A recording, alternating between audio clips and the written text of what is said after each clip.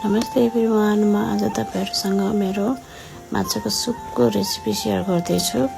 पहिला माछालाई नुन पानीमा मजाले पखाल्ने र एकछिन पानी तैराउने र सफा भाँडामा राखेर स्वाद अनुसार नुन राख्ने, आवश्यकता अनुसार बेसार, खुर्सानीको धुलो, अदुवा लसुनको पेस्ट राख्ने र त्यसमा कागती निचोर्ने र तोरीको तेल राखेर मजाले यसलाई मोल्ने। यसलाई हामीले जति राम्रोसँग मोल्छौं त्यति नै यसमा मरमसलाहरु भित्र पस्छ र माछाको स्वाद मिठो आउँछ।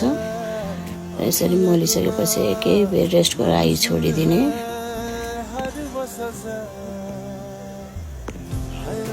र कराईमा तेल बसालेर रातो हुने गरी फ्राई गर्ने। यसलाई अर्कै फर्कै गरेर दुईपट्टि नै बनाउने र हामीले यसलाई यतिकै खान पनि सक्छौं। यतिकै खाँदा पनि यसको स्वाद मिठो हुन्छ। र अर्को कराई बसेर त्यसमा तोरीको तेल राख्ने।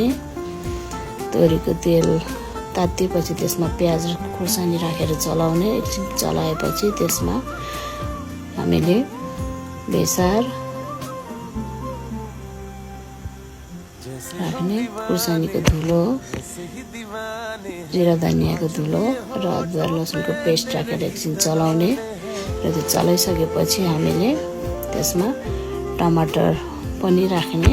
टमाटर राखेपछि काटेको टमाटर राखेपछि हामीले त्यसमा स्वाद अनुसार नुन राखेर एकछिन पाक्न दिने र आफूले कतिको सुप खाने त्यस अनुसार पानी राखेर उमाल्ने। उम्लेपछि माछाको पिसहरु राख्ने र पाकिसकेपछि त्यसमा थोरै कागती निचोरेर राख्ने र एकछिन उम्लिन दिने। यसरी माछाको भित्रसम्म रस पुग्छ, मरमसला पस्छ र माछाको सुप खानको लागि रेडी हुन्छ।